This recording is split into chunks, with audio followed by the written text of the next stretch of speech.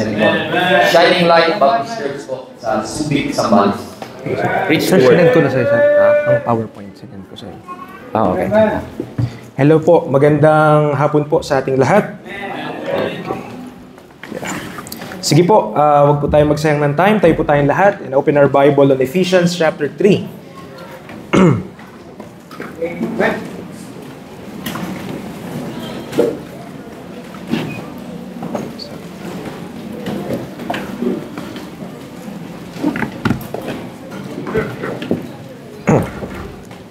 Yan, magandang hapon po muli. At salamat po sa Panginoon sa opportunity to preach the Word para po maipangaral ang salita ng Diyos. At the same time, nagbigay din po ng slot. Amen. Ephesians chapter number 3. Ephesians chapter 3 sa atin po pagsisimula. Okay. And let's read verses 1 hanggang verse number 8.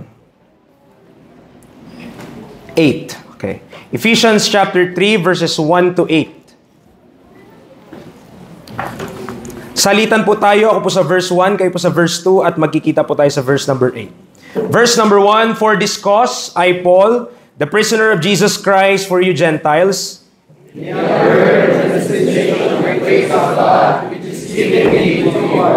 how that by revelation he made known unto me the mystery, as I wrote afore in few words.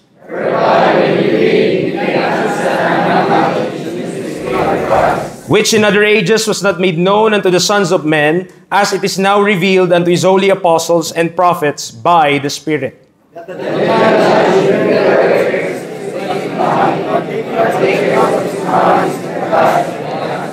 Whereof I was made a minister, according to the gift of the grace of God, given unto me, by the effectual working of His power. Sabay-sabay po tayo.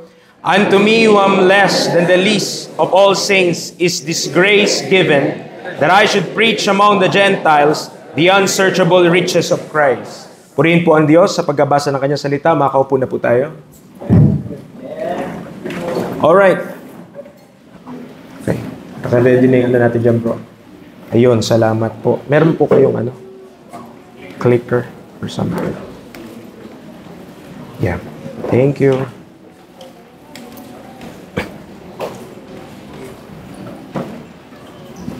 Yan. Ito pong naibigay po sa akin ni Pastor Randy po na topic. Sabi niya, tungkol sa multifaceted truths about grace.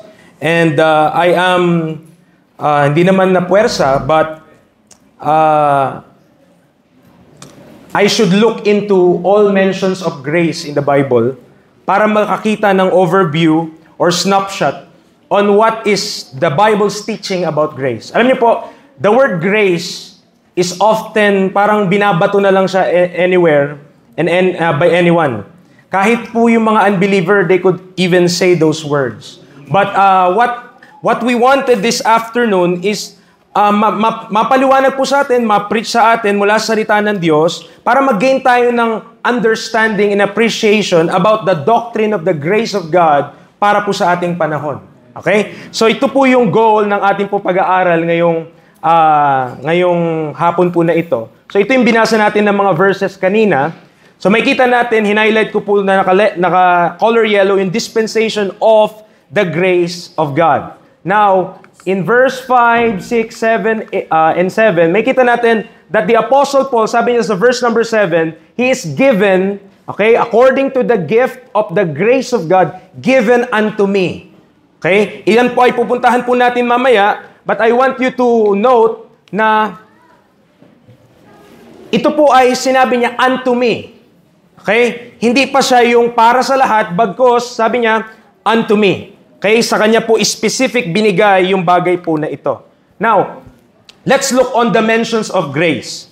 Okay? Gumamit po ako ng search. Kung kayo po ay nag-aaral ng Bible and you're not aware, meron mga Bible software or engine na isa-search mo, paglagay ka ng word, tapos ma-spit out niya sa'yo kung saan binanggit yung mga words na yon sa Bible. At yung gamit ko po dito ay Blue Letter Bible. Yun po yung ginamit ko dyan. So sabi nung search engine, Ang word na grace occurs 170 times in 159 verses in the KJV. Gracious occurs 31 times in 30 verses in the KJV.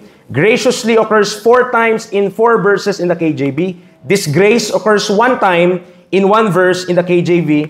At kapag gumagamit po ng asterisk, okay? Pag gumagamit ng asterisk, yun po ay lahat ng word na kadugtong nung unang salita na yan, masasearch mo siya. So the word grace, gracious, graciously, pag inad mo yan lahat, 205 times yon in 193 verses. Kasi minsan po, pa nag-aaral tayo, di po ba? Halimbawa, word na gusto natin makita yung lahat ng mention ng word na giving. Okay? At may word na give, may word na gives, may word na given, may word na giving. So, para ma-search mo na silang sabay-sabay, lagay mo lang G-I-V, then asterisk. At lalabas siya. So, dito po, pag ginawa mo yung G-R-A-C, tas asterisk, lalabas na 205 times in 193 verses nag-appear yung iterations of the word grace. Okay? So, next. So, the word grace and its iteration occurs 72 times. So, ito po, mahalaga po ito na distinction na gusto ko po makita po natin. 72 times, occurs 72 times in 69 verses sa Old Testament or specifically sa Genesis to Malachi.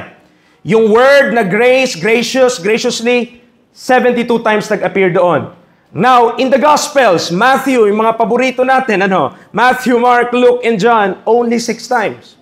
The word grace or its iteration nag-appear sa Word of God. Then, sa Book of Acts, 10 beses. Now, in Pauline Epistle, Romans to Philemon, 91 times. 91 times that the word grace and its iteration appeared in the King James Bible. And grace between Hebrews to Revelation, 26 times in 24 verses.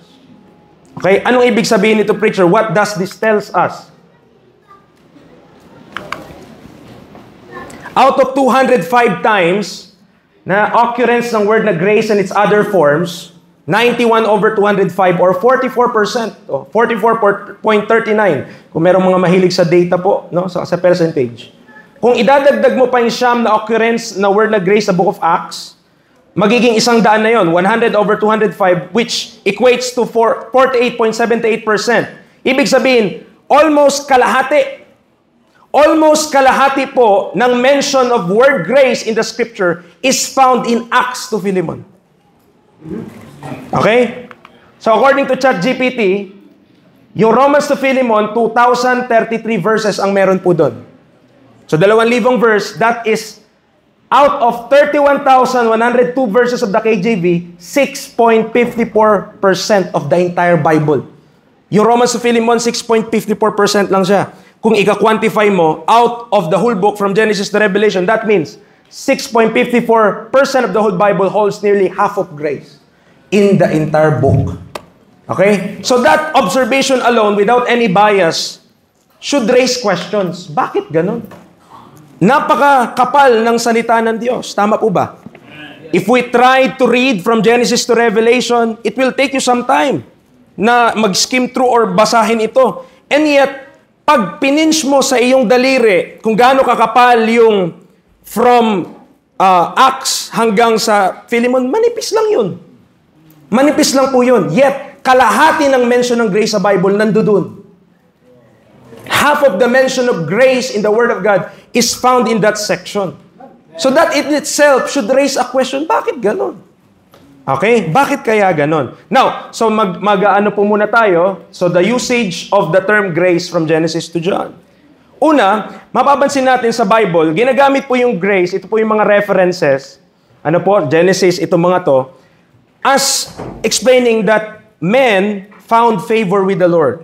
Nakahanap sila ng biyaya mula sa Panginoon. Halimbawa, but Noah found grace in the eyes of the Lord. So ginagamit yung term na ito, makikita natin sa Biblia, that men have found favor. Pero, mapapansin niyo po, sasabihin nila, ang biyaya ng Diyos, yung grace, maliligtas lahat, for by grace are you saved. Kahit pa nung panahon ni Adan, hanggang panahon natin ngayon, ganun pa rin.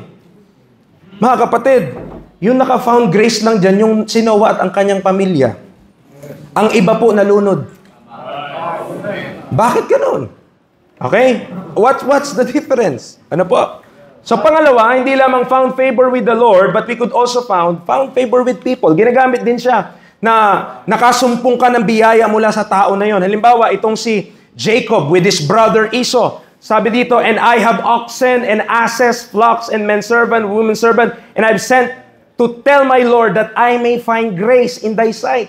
So hindi lamang tumutungkol sa Diyos, kapag sa Bible nabanggit natin yung term na grace, it doesn't automatically means na tungkol yun sa Panginoon. Sometimes it's about people, between men and men, na gusto niya makahanap ng biyaya mula sa tao na yon. Kaya sabi niya, if that I may find grace in thy sight. So that's second usage of that term in the Word of God. Pangatlo po, sometimes it's petition. Ina-ask. Okay? Direct. Ito yung mga passages. Example, and he lifted up his eyes, Genesis 43, verse 29, and saw his brother Benjamin, his mother's son, and said, is this your younger brother of whom you spake unto me? And he said, God be gracious unto thee, my son. So parang ini-impart niya, parang pinipetition na maging gracious ang Lord sa iyo, sa buhay mo. Ano po? So it is petition kasi, mga kapatid, hindi naman guarantee yun. Parang pinagpipray niya lang na maging mabuti, maging mabiyaya ang Diyos sa iyo. Okay? So pangalawa, hindi lamang siya direct sa under petition grace, but sometimes, ang pinipetition niya, yung isang bagay na maging mabiyaya ang Diyos tungkol sa bagay na yun. And dito sa instance po na ito, yung law. Ang sabi niya, remove from me the way of lying and grant me thy law. Ang context yung law. Sabi niya, i-grant mo yung law graciously. So it's not specifically talking about grace, but yung grace ginamit na modifier dun sa word. Na ang sinasabi niya, yung law na ito, ibigay mo sa akin ng graciously. Nakasunod po tayo? So that's third usage of that term grace. Ano po? Ito naman, marami ka makikita niyan sa Bible. Of course, it's the attribute of our God. Being gracious and full of grace, that's the attribute of our Lord. So makikita mo, mababasa mo sa Bible, talagang may ganyan. And he lifted up his eyes and saw the women and children and said, who are those with thee? And he said, the children which God hath graciously given thy servant. At one thing na hindi nagbabago all throughout time is God is gracious. God is gracious. Even from beginning to the end, God is gracious. So this is His attribute. Isa po sa mga katangian, kalikasan ng ating Diyos ay siya po ay mabiyaya. Panglima, bestowed grace. Temporal deliverance or provision. Ito yung mga talata. Then sabi na Ezra 9:8, and now, for a little space, grace hath been showed from the Lord our God, to leave us a remnant to escape and to give us a nail in His holy place, that our God may lighten our eyes and give us a little reviving in our bondage. So ginagamit siya, minsan binibistow po yung biyaya para maibsan, okay, yung kanilang situation. Alright? But sa mga passage na ito, kung aaralin natin, personally, babasahin natin itong mga talata na ito without any bias, may categorization po yung mga yan. At hindi siya tumutukoy sa isang bagay lang. Okay? Kasi minsan, pag nababanggit yung biyaya, okay, particularly pag tungkol sa kaligtasan, iniisip natin, kaligtasan agad eh. Pag sa grace. Pero pag binasa niyo po ito, may iba-iba siya eh. May iba-iba po siyang application, particularly sa Old Testament. Ito yung mga, kasi yung 205 na mention po ng word na grace na yon, out from those verses, ay kaya nyo pong basahin ng isang upuan. At pag kinategorize, ito po yun. Ito po yung aking pagkakategorize ng mga bagay na ito. You could do your own categorization, but it falls within these types of things. Okay, nagiging prophetic din and redemptive. Sa Zechariah 12:10, and I will pour upon the house of David and upon the inhabitants of Jerusalem the spirit of grace and of supplications. And they shall look upon me whom they have pierced, and they shall mourn for him as one mourneth for his only son, and shall be bitterness for him as one that is in bitterness for his firstborn. Gotcha! Kita mo dyan, whom they have pierced, Jesus Christ yan. Tama? Amen. So, sabi sa iyo ang grace talaga, kahit sa Old Testament, connected sa kaligtasan. Alright? Upon the inhabitants of Jerusalem. Nakalagay po ba doon? Upon the inhabitants of Jerusalem. Not unless naniwala tayo na lahat tayo nakatira sa Jerusalem ngayon. Alright? So, that is specifically upon the inhabitants of Jerusalem. Okay, meron pa po. Ginamit din siya, hindi ko alam kung ano itawag, pero figurative na lang. Kasi ginamit siya ng ganyang paggagamit. Thou art fairer than the children of men, grace is poured into thy lips. Therefore, God hath blessed thee forever. Okay? So may mga paggagamit po siya na parang, yan, especially sa Proverbs, kung paano siya ginagamit po yung word na yon. Now, meron din, proclaim grace. Sa Zechariah 4:7, plainly, parang sinabi lang ng tao na, sabi niya, shoutings, crying, grace, grace unto it. So basahin ko na lang, word thou, O great mountain, before Zerubbabel thou shalt become a plain, and he shall bring forth the headstone thereof with shoutings, crying, grace, grace unto it. So mga kapatid, I believe lahat na po ng mention ng word na grace sa Old Testament, nilagay ko. Kung hindi ko man po nilagay yung word, yung mga wordings dyan, ay nandoon po yung reference sa taas. Okay? So, nandoon na po yung categorization nung pagkagamit ng word na grace sa Old Testament. Genesis hanggang Malakay. Yun po ang tinutukoy ko doon. Now, from the surveyed passages, notice that there is no specific passage, especially from Genesis to Malakay, as clearly stating that the Gentiles had received saving grace equal to our current understanding of it. Kung ipipilit mong hanapin, ay mahihirapan kang maghanap. Na, kung paano mo naintindihan ngayon yung verse na, for by grace are ye saved. Yung mga na-discuss po sa atin earlier, kanina umaga, you will be, mahirapan ka talaga dahil wala eh. Yung konektado dun sa grace na mga talata na magsasabi na maliligtas ka by the grace of God, for by grace are saved through faith, sinurvey natin, pag pinag-aralan po natin personally, mahirapan ka. Even in Zechariah 12:10, yung binasa natin kanina, upon the inhabitants of Jerusalem. Now, meron dun sa John. Sa book of John, na malapit-lapit. Now, for the passages found in the book of John, John 1:16 and 17, obviously, grace and truth came by Jesus Christ. However, John doesn't have the liberty to discuss truths specifically assigned or revealed to the Apostle Paul. John in the Gospels only used the term grace thrice. At lahat pa yon, syempre, konektado kay Kristo. Even in prophecy, remember, God is gracious. Now, pangatlong point po natin mga kapatid, dito naman tayo sa pagkagamit sa Hebrews to Revelation. So, tinanong lang talaga natin, kasi yun yung i-discuss po natin sa biyaya po ng Panginoon. Ayan. So, ito yung unang paggagamit sa Hebrews to Revelation. Hebrews 2:9, sabi niya, but we see Jesus, who was made a little lower than the angels for the suffering of death, crowned with glory and honor, that He, by the grace of God, should taste death for every man. Of course, that's our Savior. Nire-recall na ng book of Hebrews kung ano yung ginawa ni Jesus Christ. And the Lord Jesus Christ's death, burial, and resurrection, hindi lamang naman yan para sa hintil. Of course, primarily nga para sa prophecy, para yan sa bansang Israel. Pero salamat dahil may kita po natin dito kanina, and I hope ma-appreciate natin kung wala pa tayong appreciation, na may term yung Bible na tinatawag niyang mystery. And that explains why tayo po sa panahon na ito, tayo mga hintil, we are offered a salvation. Na may kita natin si Peter, sinasabi niya, sila in the future pa. Okay? So Hebrews 4:16, let us therefore come boldly unto the throne of grace, that we may obtain mercy and find grace to help in time of need. Yan na yung mga pagkabanggit ng grace sa Hebrews to Revelation. Hebrews 10:29, Spirit of grace. Tingnan niyo po, 12:15, looking diligently, lest any man fail of the grace of God, lest any root of bitterness spring up, trouble you, and thereby many be defiled. Meron ba sa atin dito ang natanggap mong grace of God kung na-save ka na at pwede pang mawala? Amen. Hebrews 12:28, wherefore we receiving a kingdom which cannot be moved, let us have grace whereby we may serve God acceptably with reverence and godly fear. Be not carried about with diverse and strange doctrines, for it is good that the heart be established with grace, not with meats, which have not profited them that have been occupied therein.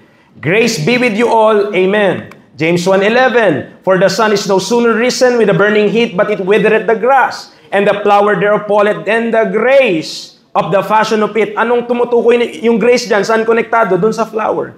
The grace of the fashion of it perisheth, so also shall the rich man fade away in his ways.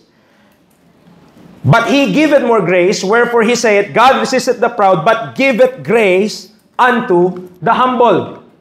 1 Peter 1:2, elect, according to the foreknowledge of God unto the Father, through sanctification of the Spirit, unto obedience, sprinkling of the blood of Jesus Christ, grace unto you and peace be multiplied. Now, ito po, buksan natin sa ating Bible, 1 Peter chapter number 1. 1 Peter chapter number 1. Dahil usually, there will be those who will think and will say na hindi lamang naman daw kay Apostle Paul yung grace of God, but also Peter is preaching that same gospel, they will say, like the Apostle Paul. Now, ito po. Dito po particularly sa epistle na sinulat po ni Peter. 1 Peter chapter 1, verse number 10. Of which salvation the prophets have inquired and searched diligently. Listen. Who prophesied of the grace that should come unto you. Present or future. Verse 11. Searching what or what manner of time the Spirit of Christ, which was in them, did signify, when it testified beforehand the sufferings of Christ and the glory that should follow. Unto whom it was revealed that not unto themselves, but unto us, they did minister the things which are now reported unto you by them that have preached the gospel unto you with the Holy Ghost sent down from heaven, which things the angels desire to look unto. Listen, verse 13. Wherefore gird up the loins of your mind, be sober, and hope to the end, for the grace that is to be brought unto you at the revelation of Jesus Christ. So yung grace sa 1 Peter chapter 1 na ito, na tinutukoy, simula verse number 10, is a future grace that is to be brought, sabi niya ng verse 13, at the revelation of Jesus Christ. Paano natin sabihin na parehas yun? Ang sinasabi ni Peter, ay future pa. To be brought. Hindi pa nadala. Dadalhin pa lang. Sinabi niya sa verse number 11, yes, sufferings of Christ, that's speaking about the cross, at yung paghihirap ni Kristo, pero the glory that should follow, postponed. Not unless maniwala kasi Kristo nakaupo na ngayon, invisible. Meron po mga nagtuturong ganon. But we do not subscribe to that. Amen? We believe in the literal physical coming of our Lord Jesus Christ. In His kingship, dito po sa lupa. Okay? So, balik po tayo sa ating slides. Mapansin natin futuristic.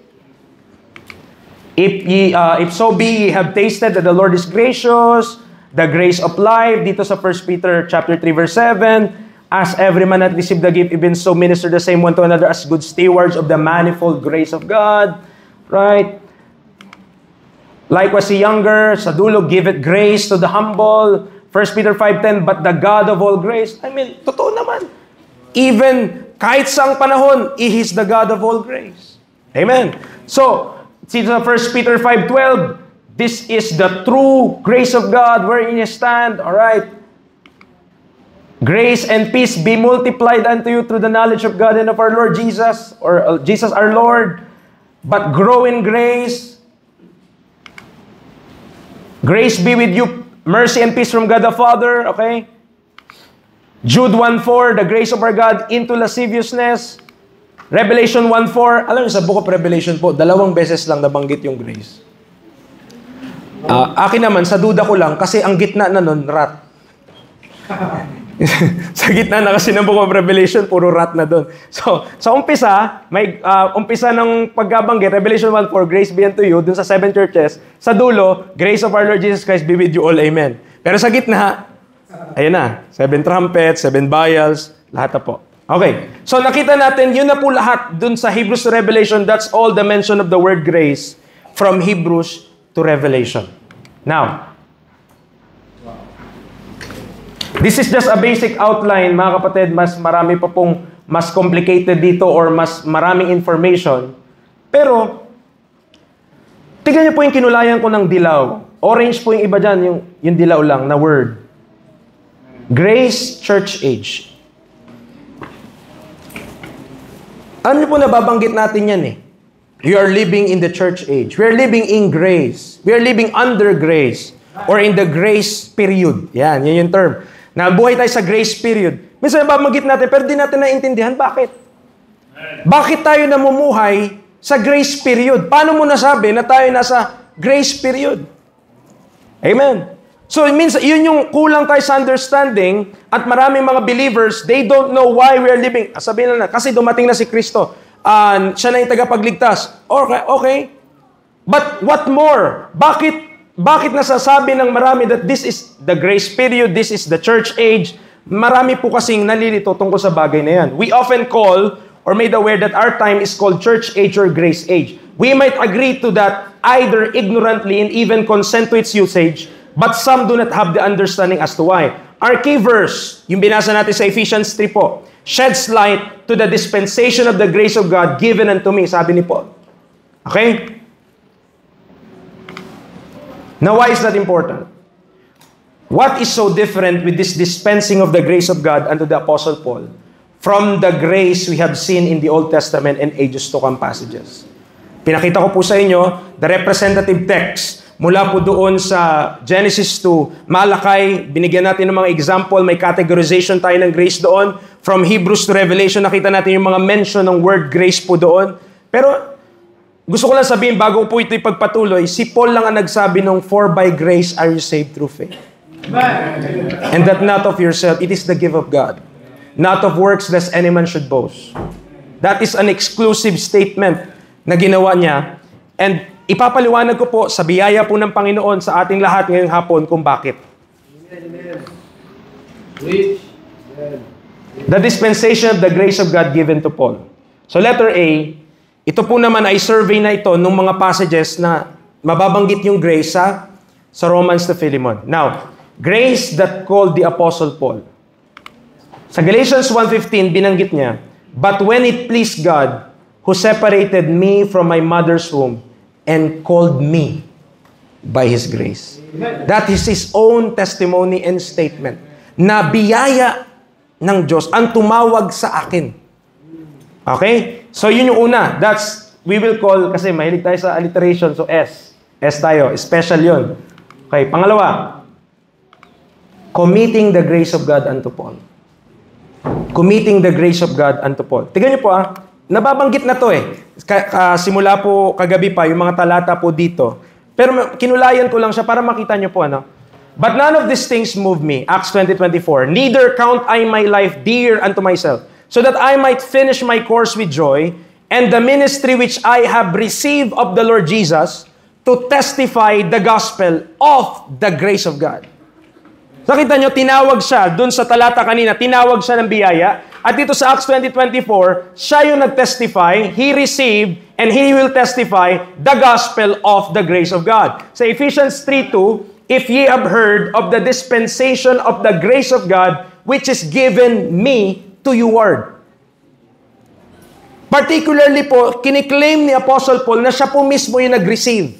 Siya po mismo yung tumanggap. Siya po mismo yung nakumitan o nabigyan ng bagay po na ito. And also, Romans 15, Nevertheless, brethren, I have written the more boldly unto you in some sort, as putting you in mind, because of the grace that is given to me of God. Nandiyan po kayo? Gandang hapon po. Nandito na po tayo sa mga kakagising lang po.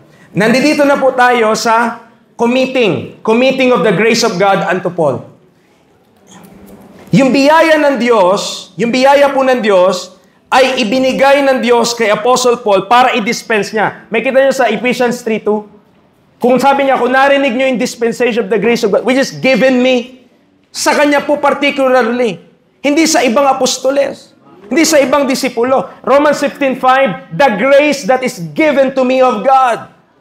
Hindi niya yun kiniklaim na sa kanya galing, kundi galing sa Diyos, binigay sa kanya. 1 Corinthians 3:10, according to the grace of God which is given unto me. As a wise master builder, I have laid the foundation, another builded thereon, but let every man take heed how he builded thereupon. 1 Corinthians 15:10. But by the grace of God, I am what I am. And His grace, which was bestowed upon me, was not in vain. But I labored more abundantly than they all, yet not I, but the grace of God, which was with me. Nakikita niyo po yung difference? Nakikita niyo po kung paano ginagamit yung word na grace sa Old Testament and even sa Hebrews to Revelation? At kung paano si Paul, pag ginamit niya yung grace of God, talagang possessive. I, given unto me. Ako, binigay sa akin. Bakit ganun? Because there is the grace of God, mga kapatid, there's a doctrine surrounding that grace of God na ibinigay po specifically sa Kanya. Itinalaga ng Diyos, ipinagkatiwala sa Kanya ng Diyos, at kapag hindi natin na-acknowledge that grace ng Panginoon na binigay kay Apostle Paul, malilito tayo. At magkakaroon ng confusion po sa ating understanding, maging sa kaligtasan, malaking epekto. Malaki po ang epekto niya kapag pinaghalo-halo natin itong mga bagay na ito. Okay. Pangatlo, sa salutation, mapapansin niyo po si Paul, as the one who received the dispensation of the grace of God, it is noteworthy that Paul, in his undisputed epistle, nilagay ko undisputed kasi yung Hebrews, marami pang nagsabi, si Timothy nagsulat, si Paul nagsulat, so disputed yun. So ang undisputed, Romans to Philemon. So sa undisputed po, na writings ni Apostle Paul, ang lahat ng sulat niya na yon, sinimulan niya at tinapos niya gamit ang biyaya. 27 reference. Dapat 26 lang, di ba? Kasi 13 lang eh. 13 epistle yun, Romans to Philemon eh. Pero sa Romans, di ko alam, naging 3. Okay? Dalawang beses siyang nagsabi ng grace sa dulo. But, ang gusto ko lamang pong pakita sa atin dito, kinumit kay Paul yung dispensation of the grace of God, binigay sa kanya yun para i-dispense yung biyaya ng Diyos sa ating panahon ngayon. Nakakasunod po tayo? And maybe it's one of the marks na dahil yung karakteristik ng ating panahon ngayon ay biyaya, he starts his letters by grace and ends it by grace. Because it's all grace in between. Biyaya lang po ng Diyos lahat. Okay? So 27 references, kung babasahin nyo, sasabihin niya, grace be to you and peace from God our Father, Lord Jesus Christ. Sa dulo din, grace be with you all. Ganon. So itong mga talata na yan. Okay, dito tayo. Grace that bringeth salvation. Tumutukoy sa kaligtasan. 4, verse Titus 2:11. The grace of God that bringeth salvation hath appeared to all men. Ibig sabihin, there was a time that grace does not appear yet. There was a time when that grace hindi pa po nare-reveal. Pero nakita nyo, when it was revealed by God to Paul, that's that grace, ito na yung grace na yon, that bringeth salvation, hath appeared to all men. Okay? So the following passages are concerning grace connected to justification or the salvation of one's soul from condemnation. Kung aralin nyo po yan, nakikita nyo dyan, napakadami galing sa Book of Romans. Bakit? Because it's the foundational book. It's the foundational epistle na maintindihan mo kung paano tayo bilang mga mananampalataya na save at paano tayo mamuhay bilang mga mananampalataya. Amen. Kaya may kita nyo doon, sa Romans chapter 1 hanggang chapter 5, rich, napakayaman ng mga talata po na yun tungkol sa kaligtasan ng ating kaluluwa. Amen. Nandoon yung nandun yung mga words na sasabihin, ang lalim-lalim naman yan. Huwag natin gamitin sa soul winning yan. Justification, righteousness, propitiation. Sino ba namang makaintindi yan? Mga kapatid, kailangan yung maintindihan. Because if the person understood those things, yung ginawa ng ating Panginoong Yesus para bayaran ang ating mga kasalanan, that it is not just a snap of a hand, hindi lang ganun kabilis. But it took time for Him that in due time, Christ died for the ungodly. That's what Jesus Christ had done for you and for me. Kaya hindi dapat nating ibelittle. That's God's grace toward us through Jesus Christ.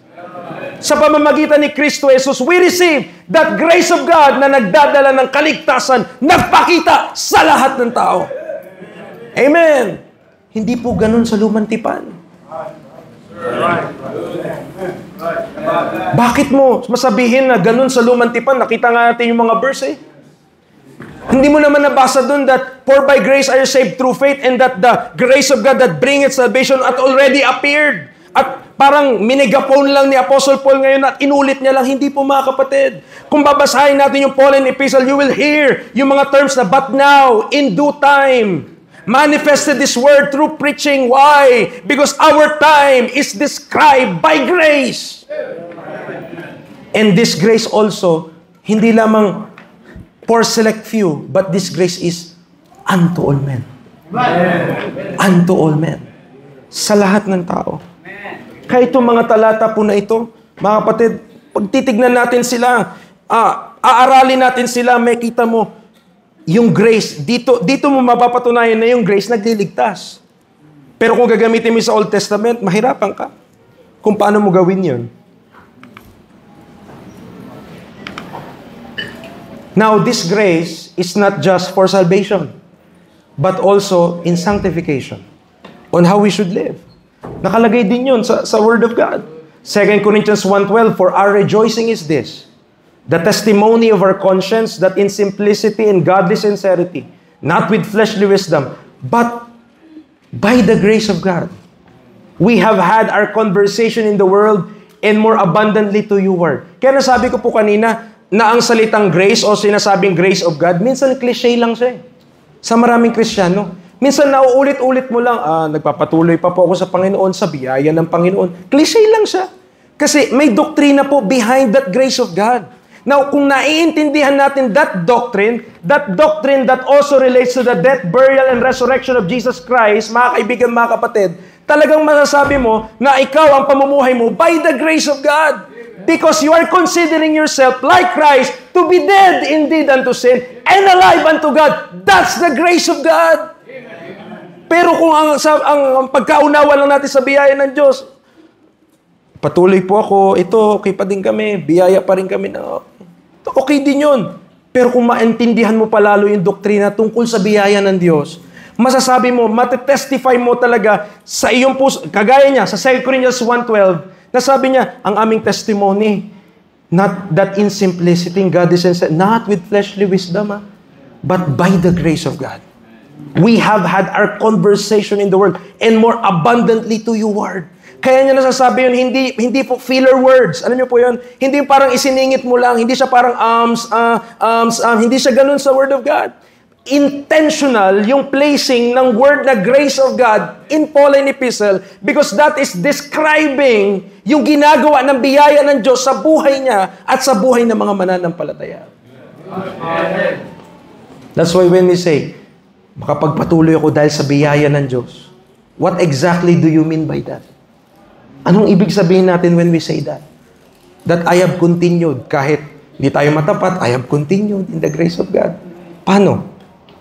Ano po? So, grace, hindi lamang siya salvific, may kita natin kanina, but also sanctifying.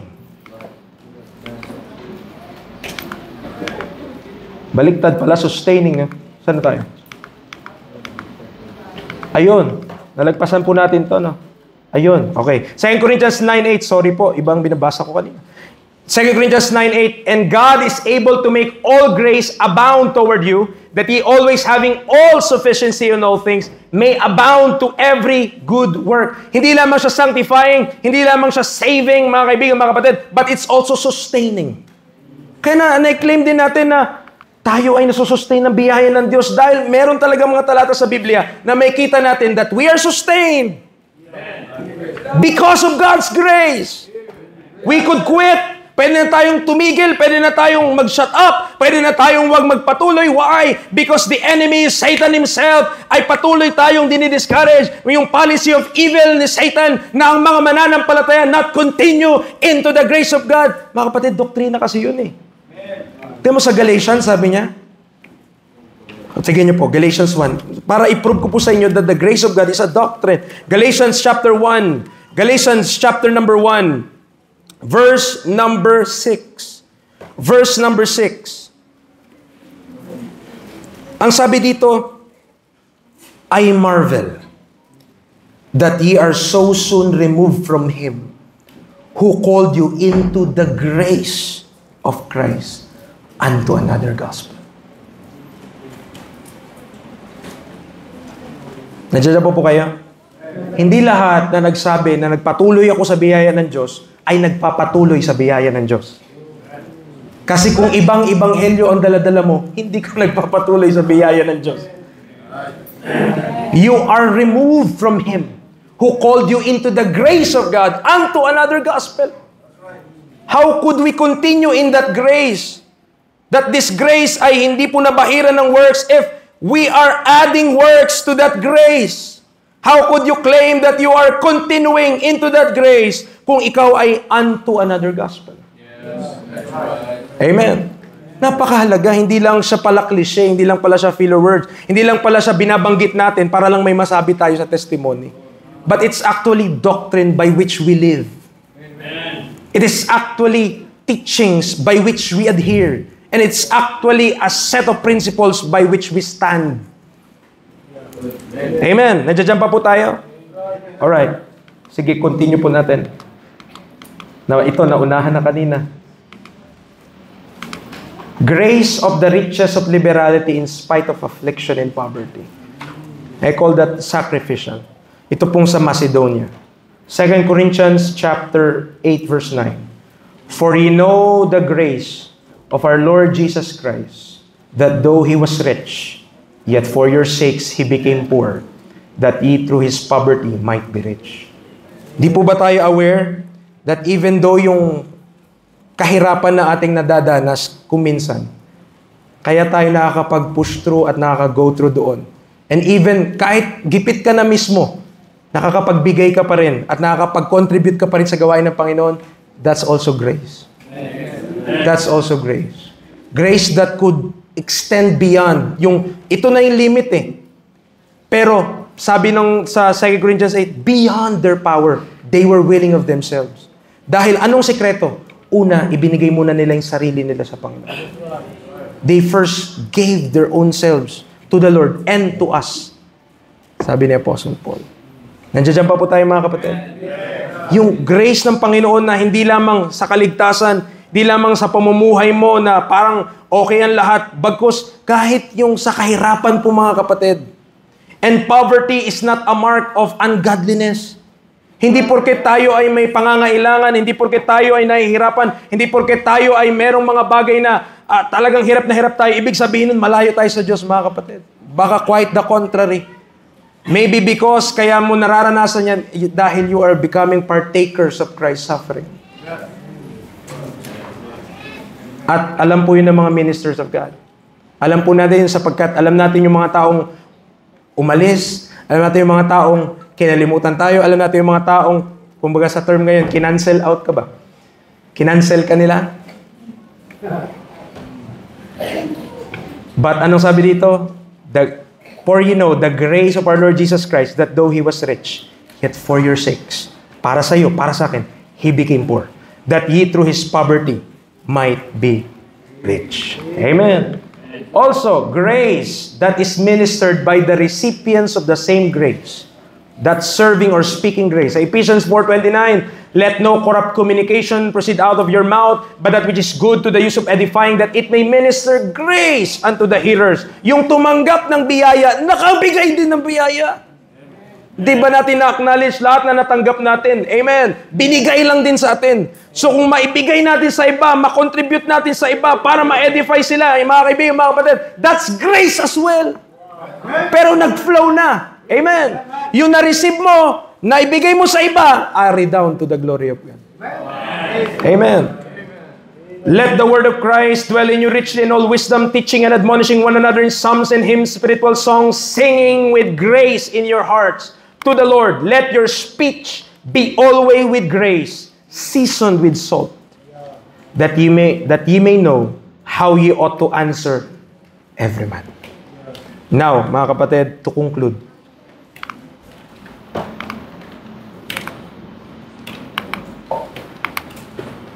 the grace of God through our Lord Jesus Christ, may biyaya po ang Diyos. If we will examine those verses thoroughly, at I believe some other preachers will, yung mga ibang talata pa po tungkol sa biyaya, may kita nyo po that the flow, ito yung biyaya ng Diyos. That during our time, kahit sino could receive that grace. Hindi siya selective. Amen. Hindi yung mabibigyan lang yung una sa pila o yung may stab. Lahat, kahit sino, walang exempted, pwede ma-receive ang grace na ito. But first, we must acknowledge that this grace is given to the Apostle Paul. As we read dun sa Ephesians chapter 3, tinawag siya ng biyaya na yon at kinumit sa kanya yung dispensing of that same grace. And this grace, pupunta sa dalawang lugar, but ang duty ni Apostle Paul is to testify the gospel of the grace of God and to dispense the grace of God. Diyan po tayo. Two kinds of people. Yung mga naniwala at yung mga hindi pa. So those na hindi pa naniniwala, di pa po kayo ligtas, yung biyaya po na to para sa inyo din. And we pray you in Christ's stead, be reconciled. This grace, when we believe na kay Kristo na tayo, yung beseeching para sa lahat, yet sa ating mga mananampalataya na, we are abounding in all grace. Saving, sustaining, sanctifying, serving, we became partakers of that grace. Yung same grace na natatamasa po natin sa biyaya ng Panginoon, nakakapagpatuloy tayo sa mga doctrine na tututunan natin. These same benefits, kahit sino pong nakaupo dito ngayon kung wala pa kayong pagkakilala kay Kristo ng tama, this is offered to you as well. Hindi ito para sa select few, hindi ito para sa mga pinili lang, hindi ito para sa mga matatagal ng baptist, no. The dispensation of the grace of God is for everyone. Para sa lahat. Yung urge, yung burden ni Apostle Paul to preach the gospel, may kita yung burden niya, to the Jews, I became a Jew. To the Gentile, ganyan. Tapos, sa mga Israelita, according to the flesh, sabi niya, my heart's desire and prayer to God for Israel is that they might be saved. Ba't ganun yung desire ni Apostle Paul? Because he received the grace of God. At naintindihan niya yung biyaya ng Panginoon na sino tayo? Sino tayo para magmalaki? Sino ako para salilinin ito? Sino ako para tumigil? Sino ako para hindi maglingkod? Sino ako para hindi na ako mag-preach? Now may oppositions. Amen. The oppositions are real. Satan is working overtime. The mystery of iniquity is underway. Napakarami pong destruction around. Napakarami pong forces of evil na kung saan ayaw i-preach ang katotohanan. Pinipigilan nila yon. Pero bakit nakakapag-preach pa rin tayo?